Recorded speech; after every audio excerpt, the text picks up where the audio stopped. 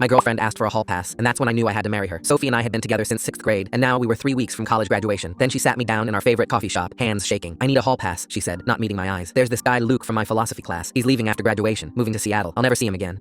I need one night." She'd been different since her cancer came back junior year. We thought we'd beaten the leukemia, but she'd been acting strange lately, secretive with her phone, leaving study groups early, coming back to our dorm late with vague excuses. "You can say no," she added, "but I'll resent you forever for stealing this from me when I might not have much time left." For weeks, I'd watched her guard her phone like a secret, quickly darkening the screen whenever I approached, though not before I caught her smiling at whatever she was reading. She'd been mentioning Luke more often in conversation, commenting on how smart and cool he was. Each day brought new pressure as she turned crueler about her request. "Maybe I just need to know what it's like to be with someone who doesn't see me as this fragile, sick thing," she said, and that stung. "Someone who doesn't know my whole history, who just sees me as Sophie, not Sophie with cancer." And she pulled up Luke's Instagram to show me. I understood why she was drawn to him. This athletic philosophy student with photos of mountain hikes and academic conferences, exactly the kind of intellectual adventurer Sophie would find fascinating. By Friday, she'd planned everything out. There was a day party Saturday at the Pike House for graduating seniors where Luke would be. "I'm doing this whether you approve or not," she said matter-of-factly. "I'm just giving you the courtesy of knowing one afternoon, that's all." Soon, Jess was texting me, calling me selfish, insisting Sophie deserved to live before it was too late. My own roommate took her side when I told him. "Dude, if she's gonna die, just let her have this," he said. "What's one afternoon compared to 12 years? Saturday came. I tried to stay in my room, tried to play video games, tried to sleep. But at 2 p.m., I saw her from my window walking across campus in a sundress I'd never seen before, her hair done in a way that took effort. She was smiling, checking her phone, practically bouncing as she walked. I couldn't help myself. I followed at a distance, baseball cap pulled low. She walked toward Greek Row, toward the Pike House where music was already blasting, but then she walked right past it. My heart dropped as she continued to the Sigma Chi House 3 doors down. A guy came out to meet her on the front steps, tall, confident, but looking nothing like the athletic philosophy student from the photos. This guy was thinner, wearing glasses, clearly nervous. "Luke." She laughed at something he said in that way she used to with me. They didn't go inside. Instead, they started walking together toward campus, Sophie gesturing wildly as she told some story, making him laugh, walking close enough to seem familiar. They looked comfortable together, natural, like they'd done this before. I kept following, feeling insane. They walked past the student union, past the library, all the way to the university hospital. My stomach turned. Everyone knew what the Saturday afternoon clinic at University Hospital was for. That's where kids went for STD testing after their hookups, for Plan B, for all the consequences of Friday night mistakes, the walk of shame destination. I felt physically sick watching them head toward those doors. While Luke went inside, Sophie waited on a bench, absorbed in her phone, radiating contentment. After 20 minutes, he reappeared wearing a medical bracelet and carrying papers. Their hug looked celebratory until I noticed Sophie wiping her eyes. She turned and froze when she saw me. The color left her face instantly. "Why are you here?" she whispered, backing away from Luke. "You were supposed to be forgetting about me. Please leave," Sophie said softly, but Luke looked confused. "Wait, is this your boyfriend? The one you've been talking about nonstop?" Sophie's face crumbled. "Don't," she whispered, but Luke kept going. "She said you were broken up. I don't understand." He looked between us. "I'm just here for the medical stuff, the transplant." The world tilted. "What?" Luke showed his paperwork. "Bone marrow donation. Final consent forms before Thursday." He looked at Sophie. "You said he knew." Sophie collapsed on the bench, sobbing. The truth spilled out. There was no philosophy Luke. She'd invented him, faked the Instagram with stock photos. This Luke was from Be the Match Registry. He was a student here, the only match within 500 miles who could do the procedure before it was too late. The one night she'd demanded, his consent appointment. Every detail had been carefully orchestrated. "The cancer's killing me," she said. 50-50 survival rate even with the transplant. "You're 22. You shouldn't be planning a funeral instead of a wedding. I wanted you angry enough to move on, to find someone else, to live without watching me die. I couldn't bear the thought of you watching me fade away." All those secretive texts were medical coordinators and transplant logistics. Luke stood there awkwardly. Every appointment, all she talked about was making sure you'd be okay. "The transplant is Thursday. I'll be there. The ring is still in my dorm." She loved me enough to break both our hearts trying to save mine.